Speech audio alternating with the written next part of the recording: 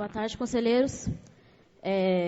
Eu queria me ater aqui à discussão que foi feita entre os dois convidados, que eu acho que foi bastante rica. Eu acho que, como o professor falou, muita informação, muita coisa não era de conhecimento aqui dos conselheiros.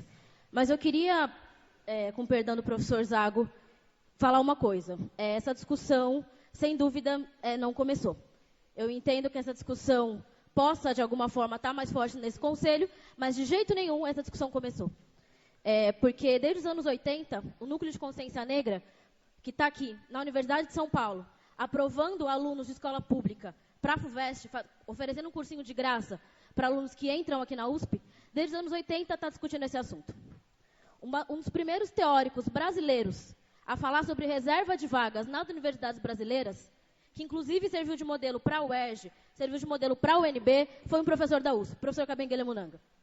Foi um dos primeiros, foi um dos pioneiros a falar sobre isso no Brasil. Então, de jeito nenhum, essa discussão começou agora. Essa discussão começou no Brasil há muito tempo e no Brasil começou na USP. O que é histórica, e nisso eu não estou falando de nenhuma culpa de nenhuma gestão, mas o que é histórica é a resistência da Universidade de São Paulo a debater esse tema. Isso é histórico. É histórico que a USP se recusa a falar sobre esse tema e a cumprir uma lei federal que há 10 anos está em vigência. Não é possível que dentro dessa discussão a gente discuta como se fosse um assunto banal, como se não fosse fato de que a USP, por exemplo, cumpriu um acordo com o CRUESP, que é o Conselho de Reitores das Universidades Estaduais, de até 2018 ter 37% de alunos pretos, pardos e indígenas, que é o percentual do Estado de São Paulo. Isso foi um acordo que a Universidade de São Paulo cumpriu com as 3 estaduais paulistas. Por falar em 3 estaduais paulistas, eu acabei de voltar de Campinas, e é muito possível, é inclusive provável, que hoje a Unicamp, a Universidade de Campinas, de fato, aprove cotas no Conveste. Se isso acontecer, eu acredito que vai acontecer, que exista reserva de vagas para alunos de escola pública e para pardos indígenas na Unicamp, vai ser oficial que a USP é a última e praticamente a única universidade do Brasil que não tem reserva de vaga por critério racial. Isso é um absurdo tão grande que eu fico muito impressionado que a gente discuta esse tema como se fôssemos neutros em relação a isso. Eu queria debater um pouquinho com o professor Simon falou, apesar dele não estar mais aqui, sobre as pessoas não quererem se colocar de certa raça. De que as pessoas não podem ser divididas em raça, não podem ser divididas em gênero. Ué, eu também não queria. Se ele, que é um homem branco, não queria ser julgado pelo que ele é, muito menos eu. Mas, de fato, as coisas não são como a gente quer. De fato, existe uma divisão racial no Brasil. Não é porque a gente quer. Não é quem luta por cotas que quer fazer uma divisão racial. A divisão racial já existe. Olha para esse conselho. Está na cara de todo mundo aqui. Olha, vamos olhar para quem evade do ensino médio, quem evade do ensino fundamental, quem tem pior atendimento no SUS, quem é mais morto pela polícia, quem mais morre antes de 25 anos no Brasil. Por que é negro? Isso não é por acaso.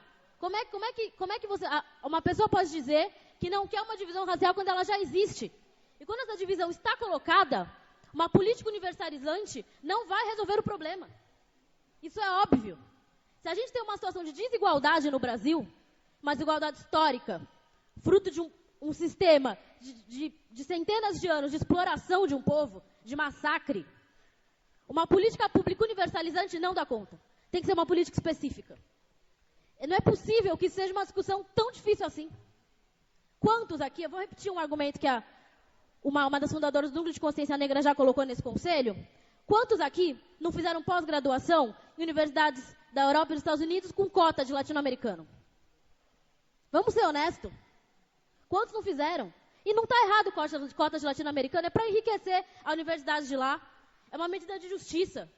Então, uma universidade como a USP, que historicamente exclui a população negra, exclui a população pobre, é vergonhoso que seja uma das últimas do Brasil a debater esse tema.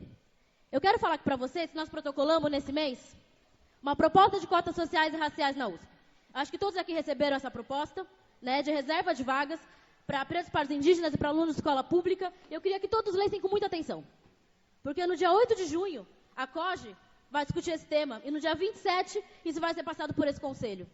Eu acho extremamente triste que Que o reitor coloque que essa discussão está começando, quando na verdade ela existe há décadas e quando a gente já protocolou isso aqui. Então, eu acho que a gente... Luana, tempo esgotado, conclua, por favor. Eu vou concluir já, professor. Eu acho que a gente vai saber o resultado da Unicamp daqui a algumas horas. E eu acho que vai ficar cada vez mais claro a responsabilidade de cada um aqui. A responsabilidade, o papel, a USP já cumpriu o papel histórico de ser a última a adotar cotas. A última. Eu quero que, por favor, todos leiam isso aqui e que todos estejam na discussão no dia 27 de junho. Conclua, por favor, Luana. Um instante. E tenham, por favor, a vergonha de fazer o que é justo. E o que é minimamente justo com a população negra. É só isso. Obrigado, Luana.